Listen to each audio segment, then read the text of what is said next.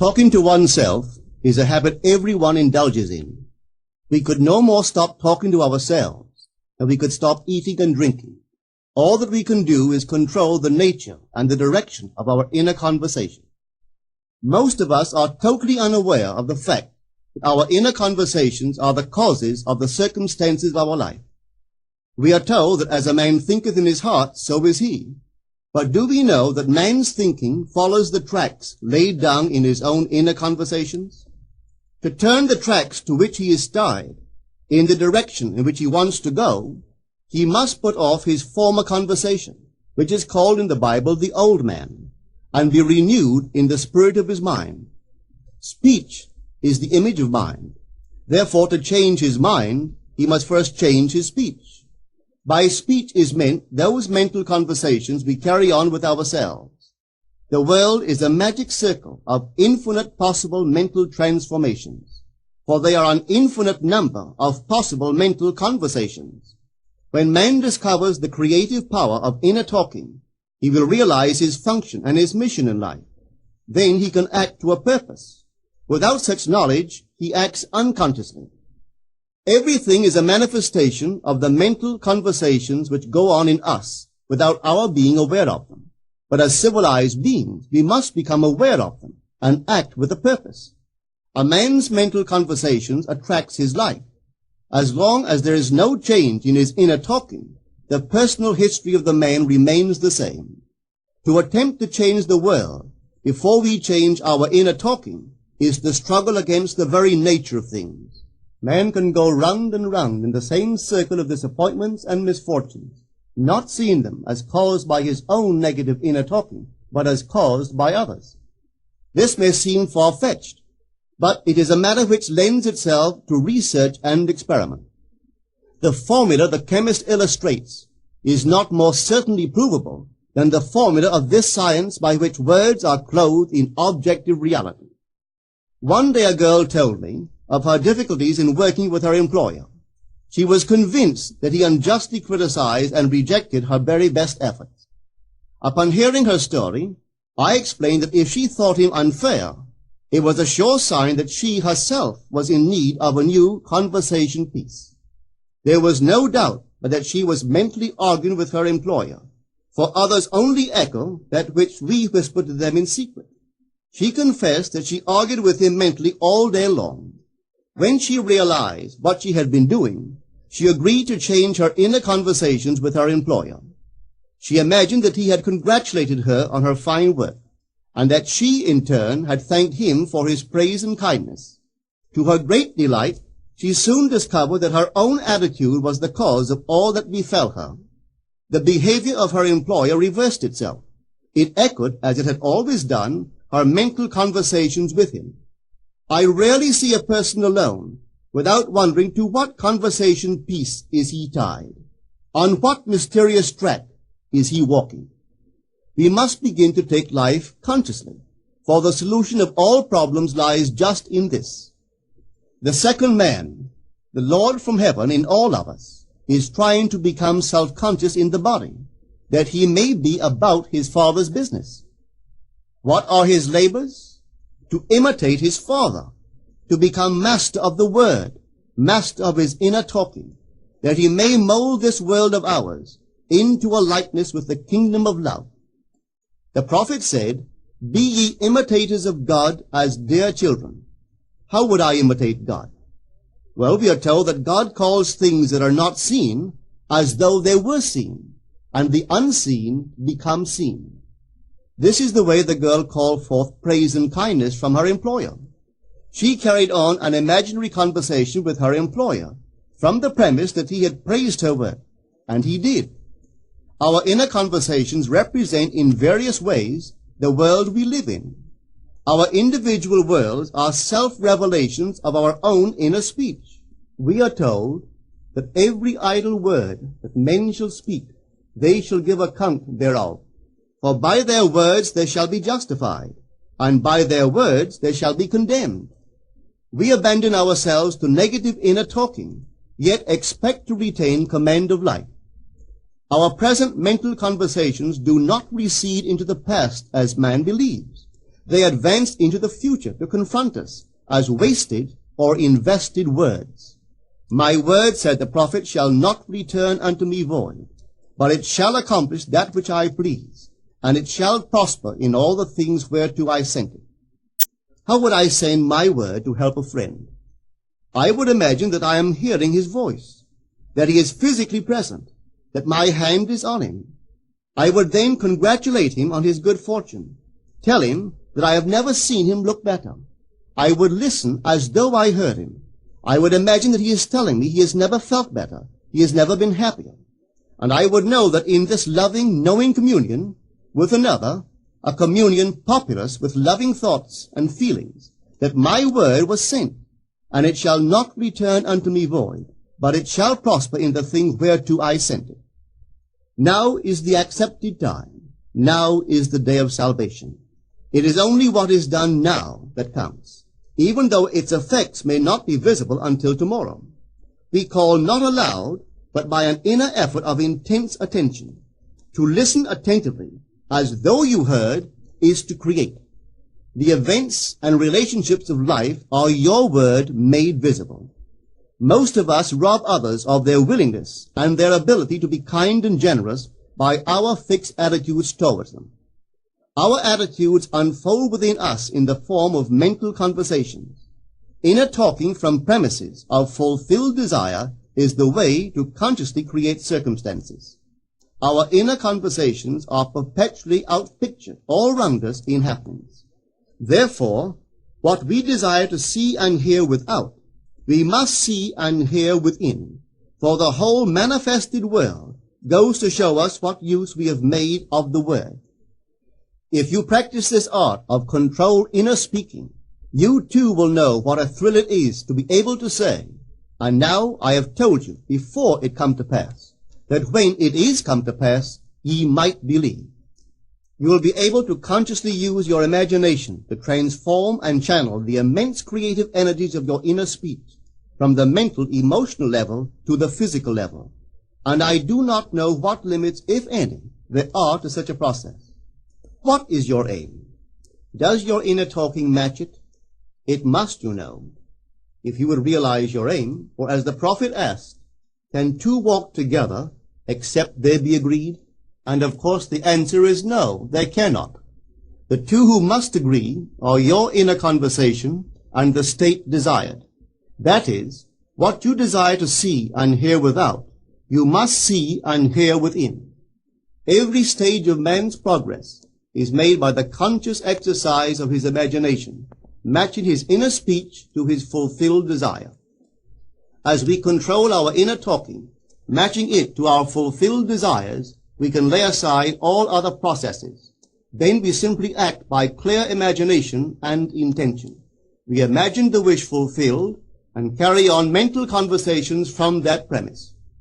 The right inner speech is the speech that would be yours were you to realize your ideal. In other words, it is the speech of fulfilled desire. Now you will understand how wise the ancient was when he told us in the Hermetica, there are two gifts which God has bestowed upon man alone, and on no other mortal creature. These two are mind and speech, and the gift of mind and speech is equivalent to that of immortality. If a man uses these two gifts rightly, he will differ in nothing from the immortals. And when he quits his body, mind and speech will be his guides, and by them he will be brought into the troop of the gods and the souls that have attained to bliss. With the gift of mind and speech, you create the conditions and circumstances of life. In the beginning was the Word, and the Word was with God, and the Word was God. The Word, said Hermes, is Son, and mind is Father of the Word. They are not separate one from the other, for life is the union of word and mind. You and your inner talking or word are one. If your mind is one with your inner conversation, then to be transformed in mind is to be transformed in conversation. It was a flash of the deepest insight that taught Paul to write, put off the former conversation, the old man, which is corrupt, and be renewed in the spirit of your mind. Put on the new man. Put on the new man and be renewed in the spirit of your mind, is to change your inner conversation, for speech and mind are one. A change of speech is a change of mind. The prophet Samuel said, "The Lord spake by me, and his word was in my tongue." If the Lord's word was in the prophet's tongue, then the Lord's mouth that uttered the word must be the prophet's mind. For inner conversations originate in the mind and produce little tiny speech movements in the tongue. The prophet is telling us that the mouth of God is the mind of man, that our inner conversations are the word of God, creating life about us as we create it within ourselves. In the Bible you are told that the word is very near to you, in your mouth and in your heart, that you may do it. See, I have set before you this day life and good, death and evil, blessings and cursings. Choose life. The conditions and circumstances of life are not created by some power external to yourself. They are the conditions which result from the exercise of your freedom of choice, your freedom to choose the ideas to which you will respond. Now is the accepted time. This is the day of salvation. Whatsoever things are of good report, think on these things. For your future will be formed by the word of God, which is your present inner talking. You create your future by your inner conversation.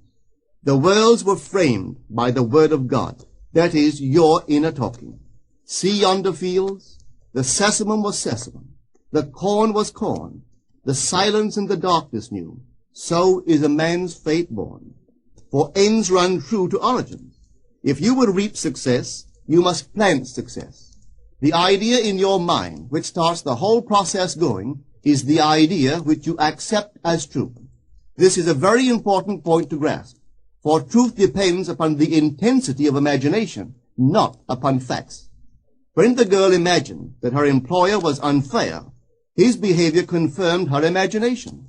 When she changed her assumption of him, his behavior reflected the change, proving that an assumption, though false, if persisted in, will harden into fact. The mind always behaves according to the assumption with which it starts. Therefore, to experience success, we must assume that we are successful. We must live wholly on the level of the imagination itself, and it must be consciously and deliberately undertaken. It does not matter if, at the present moment, external facts deny the truth of your assumption. If you persist in your assumption, it will become a fact. Signs follow. They do not precede. To assume a new concept of yourself is to that extent to change your inner talking or word of God, and is therefore putting on the new man. Our inner talking, though unheard by others, is more productive of future conditions than all the audible promises and threats of men. Your ideal is waiting to be incarnated, but unless you yourself offer it human parentage, it is incapable of birth. You must define the person you wish to be, and then assume the feeling of your wish fulfilled, in faith that that assumption will find expression through you. The true test of religion is in its use, but men have made it a thing to defend. It is to you that the words are spoken. Blessed is she that believed, for there shall be an accomplishment of those things which are spoken unto her from the Lord. Test it, try it. Conceive yourself to be one that you want to be, and remain faithful to that conception. For life here is only a training ground for image making. Try it and see if life will not shape itself on the model of your imagination. Everything in the world bears witness of the use or misuse of man's inner talking.